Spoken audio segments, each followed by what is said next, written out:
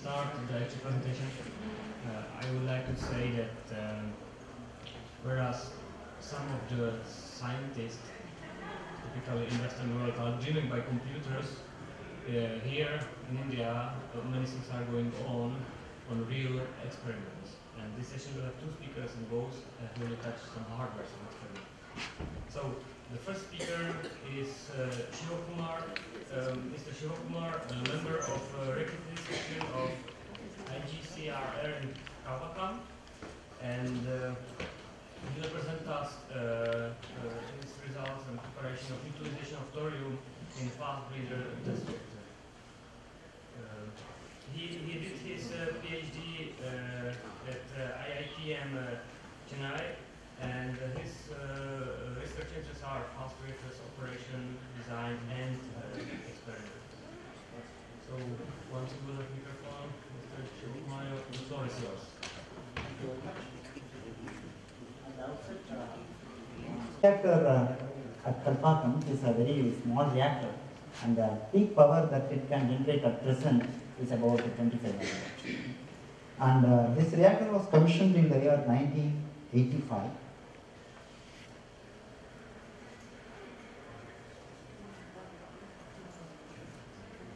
Say that doesn't work.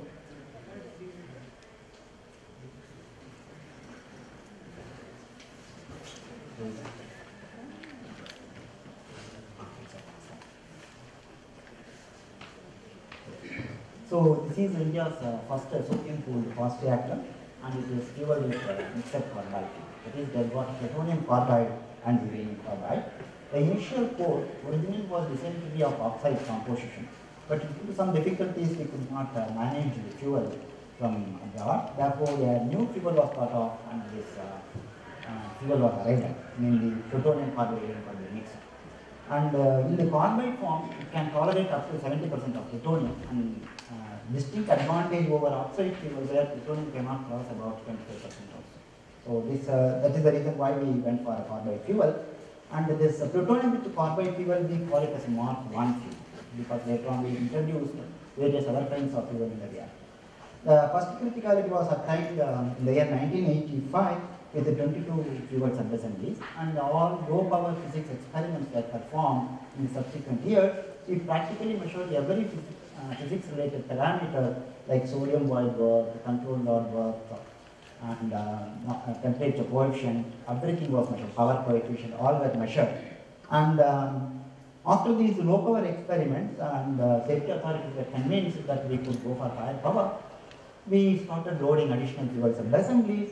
So initial power configuration was achieved with the 27 fuel sub-assemblies, and the peak power was limited to 200 watts per centimeter, basically because we wanted the gaps to close for us to increase the LHR. And the peak target was fixed at 25,000 megawatts per ton, something very similar to what you see in thermal reactors. After achieving this 25,000 megawatts per ton, the sub-assembly was released for post-irradiation examination.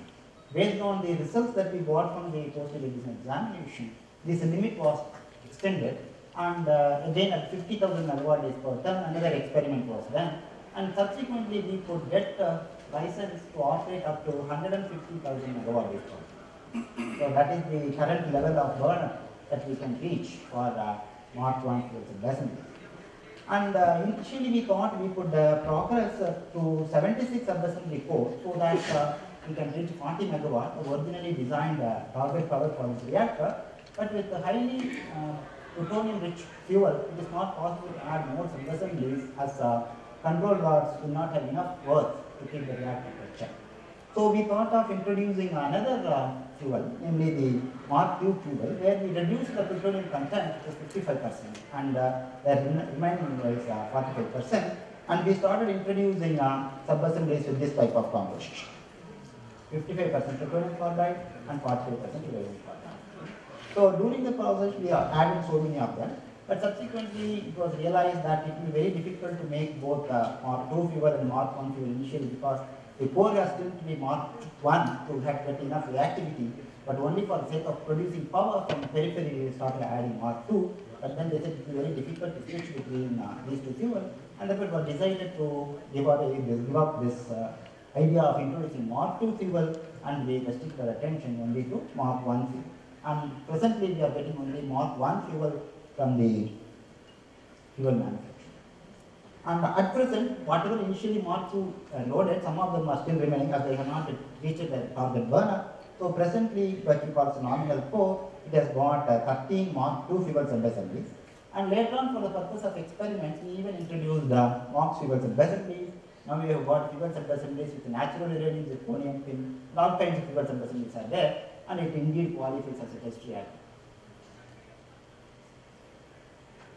Okay. So this is the typical fuel vector, Goodwin vector that we have. In Mark I fuel subassembly, we have extraordinarily high fraction of plutonium-239, and in Mark II, what we have is essentially fuel cellular. This is the difference between Mark I and Mark II, apart from the difference in the plutonium composition. So there is one special subassembly at the core center, which is called IFS 100, and this special subassembly of Utria is loaded essentially for the purpose of seeing whether we can use FBTR to manufacture strontium isotopes.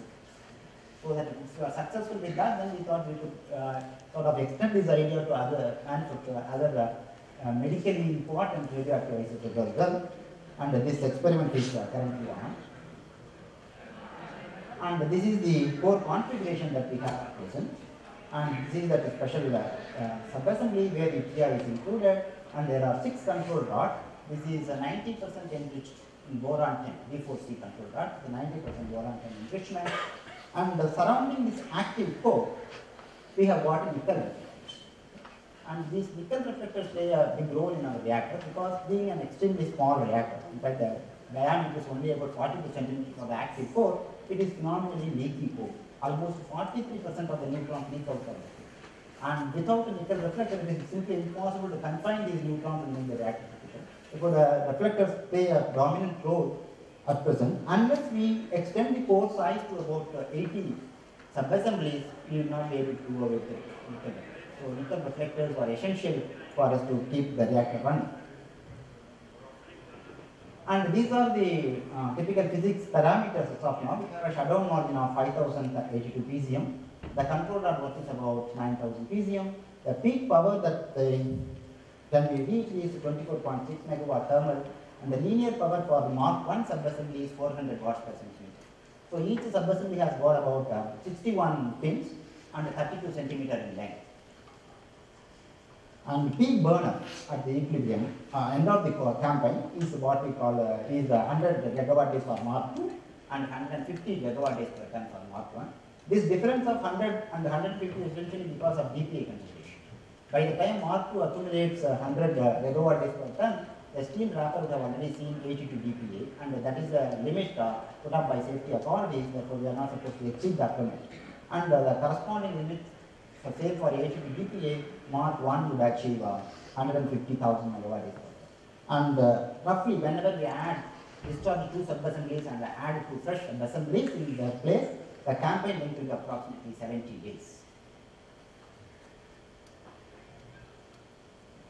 And this is the complete core configuration. This is the active core, followed by 4 rows of nickel. And the subsequent 4 rows are meant for loading Thoria blankets and assemblies. Okay. And what we have at present is only in the 9th ring we have got Thoria. It was loaded somewhere in 2002. Sometime in 2002, these 54 subassemblies were loaded. And the other subassemblies are all stainless steel reflectors. They are reflectors basically to protect the reactor vessel from neutron irradiation. And now we are loading Thoria subassembly in the 10th ring and 11th ring. So in the next campaign, which will start in a few months' time from now, we will be irradiating 3 rings of Thoria subassemblies. But these 54 subassemblies in the 9th ring, they have already seen a substantial amount of time of irradiation. And the results that I am going to present now are essentially what you can expect from these irradiated Thoria subassemblies. We are yet to discharge a Thoria subassembly from the core. So the results that I present are not experimental, but this is what you can expect. And there is some surprise there. So these are the details of blanket subassembly. So it is a thorium oxide is the blanket material, and the total length is 1.6 meters, exactly like that of a fuel subassembly, because the same machine handles both fuel subassemblies and blanket subassembly. Instead of 61 pins as in the fuel subassembly, we have got just 7 pins. Therefore, they are much thicker and 1 meter in length, whereas the core is actually 32 centimeters. So, these 1 meter length pins are symmetrically placed about the core center, and these are the pin dimensions. And per subassembly, we have got about 11.3 kilogram of thorium. So this is the way it looks like, and this is the cross-section view of that, and these are the 7 pin that I talked about. Okay.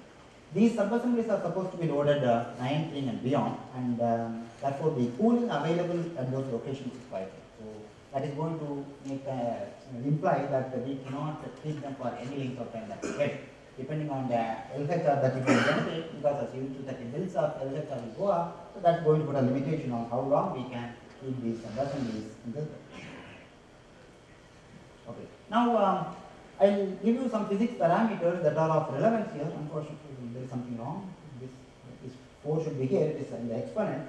So, if I start loading Thorium subassemblies from 6th ring onwards, that is just after the boundary of the active core, I knock off all the nickel reflectors and instead start loading Thorium subassemblies from the 6th ring, then typically this is how the flux will fall.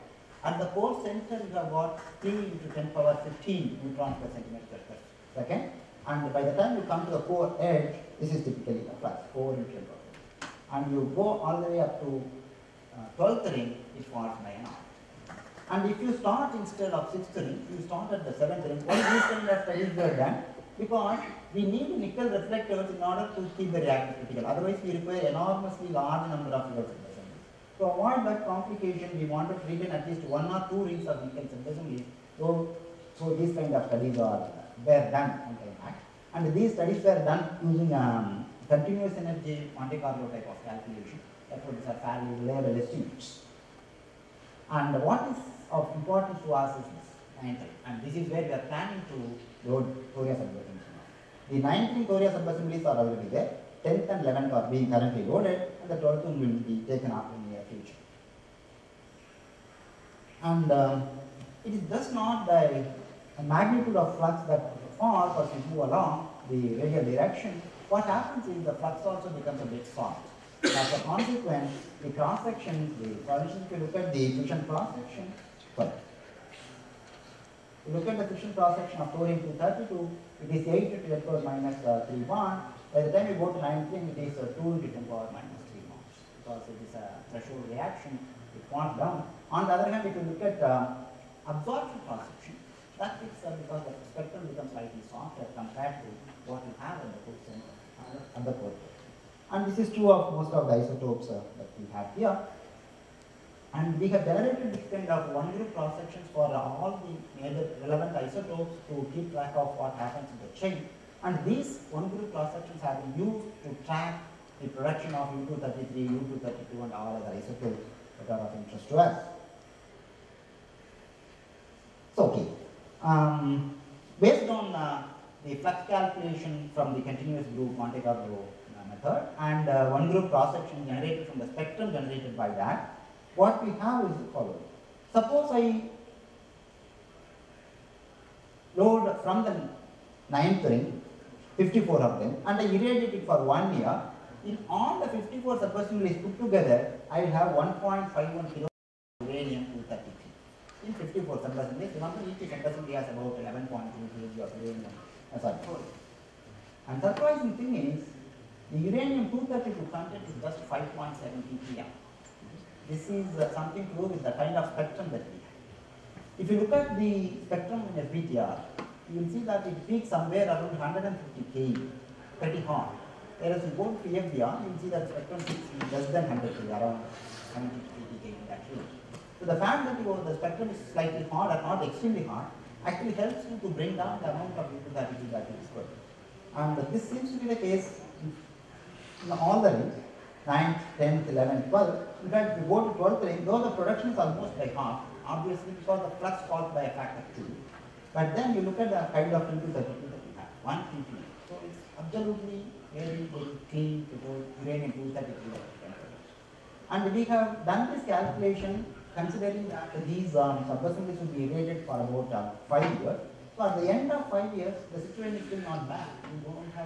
You have just 25 ppm of uranium-232 is what you generate.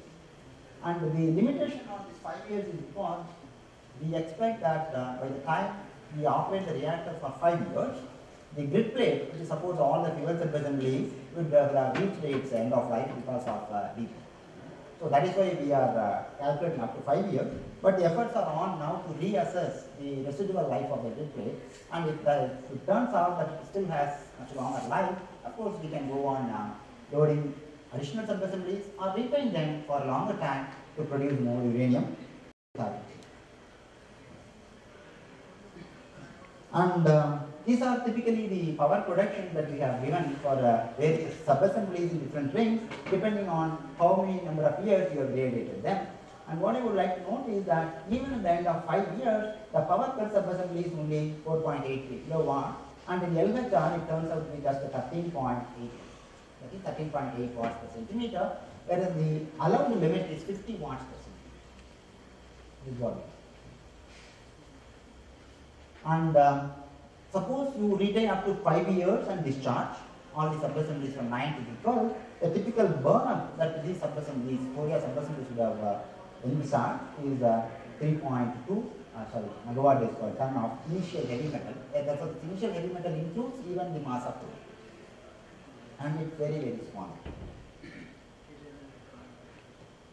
And why are we not loading it from the 6th ring? I said that the nickel reflectors play a crucial role in giving us a reactivity for the core. So if you remove all those nickel reflectors, instead go on loading thorium, which is essentially an absorber, what will happen is you have to compensate this loss of reactivity by loading additional sub-assemblies. And our calculation says that in case you load it from 6th ring onward, you would require additional 5 fewer sub-assemblies. Typically, we are able to manufacture 6 sub-assemblies per year. That's the limit. And this alone will take away 5 sub-assemblies. And its residence time will be roughly about 2 years. So every 2 years you have to replenish this core with this kind of sub-assembly. But the advantage is you will be able to produce 46 kg of uranium-233 by the end of 5 years. And I have given here the details. Instead of 6th ring, if you start at 7th ring or 8th ring or 9th ring, what the kind of requirement you have on the additional sub-assembly, and what is the kind of uranium-233 amount of uranium-233 that you can generate based on this. At this point, I would like to tell you, unlike PFBR, we do not have an axial blanket. PFBR has axial blanket and radial blanket, whereas in PFBR is only radial blanket. The original design, the fuel sub-assembly had a provision for an axial blanket, but because of non-availability of fuel, the axial blanket was removed. Instead, we loaded stainless steel pins, which acts as a reflector, giving us some additional reactivity. It has a reactivity worth of equivalent to almost 1 sub-assembly at the pit. So, had we not put those stainless steel reflectors in the location of a lower axial blanket, we would have attained a criticality with 23 and not with 22.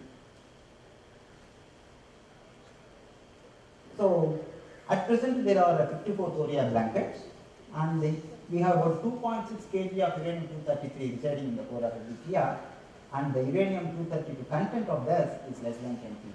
So, we have not yet achieved any thorium sub-assembly and the process to get this uranium-233 with a very, very small fraction of it, but that will be done sooner.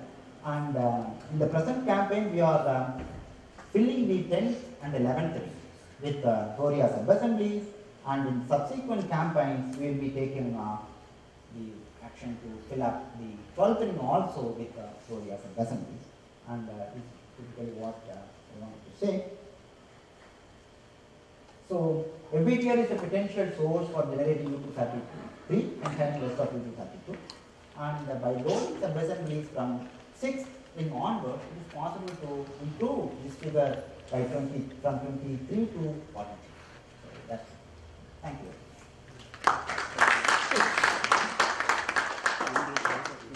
Thank you very much, Mr. Kumar. Before I open the room for questions, I would like to ask first the main question. The thorium in the blanket may show us one important thing. We are simulating often equilibrium full cycle with thorium, and the results are pretty sensitive. due to uranium-3 capture cross-section. So it would be highly interesting to use this as an integral experiment for the uranium-3 capture cross-section and to look on the uranium-4, and if it really fits the simulation with different nuclear algorithms. Okay. Yes. So, but then that requires a fairly controlled experimentation. So we do have a plan to do it because we have manufactured some special subassemblies where we are going to load some foil, thorium foil.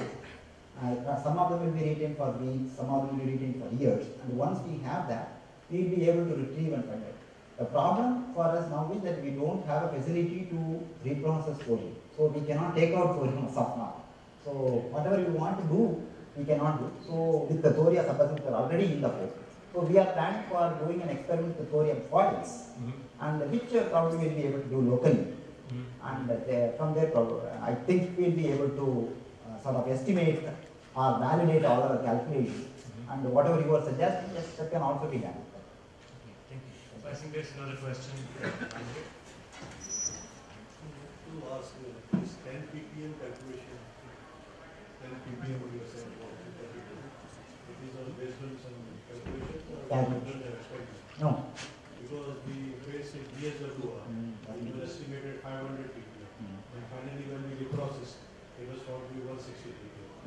So this was the, okay. This is the U233 may not be very sensitive to the cross section that you use, but U232 production will be very sensitive to the cross section set that you use. So we have used a cross section set which is END B4, and so that is why we want to do an experiment and assure ourselves that our estimate of U232 is correct. Outside experiment and dissolve and but U233 you don't have to worry. That's fairly. So that should be very accurate. Another question is, what is the program for reprocessing? I think I am not really authorized to answer this. Is there another question? Yes, please. There is a limit on linear heat rate of 50 watts per centimeter. Yeah. This limit is due to what? That is because the flow through this thing is less. Coolant flow. Yeah. Sodium has to flow through that. That's less. Okay, maybe since we discussed it, the question, interesting question would be, what is the limit of uranium-2 in ppm to be acceptable for reprocessing? I remember that 2 years ago somebody was addressing this for Indian experts, that it's like really few, 1-2 ppm. It is not reprocessing, it is pure Refabrication is the one. and it is not powder. Okay. So in Conley we have uranium-233 as a fuel. That was manufactured from U233, which had just a 5 ppm of U233. So it's 100 at that thing I don't know. Is there another question? So if it is not so, I would like to thank you once more, Mr. Kumar, and summarize this conference.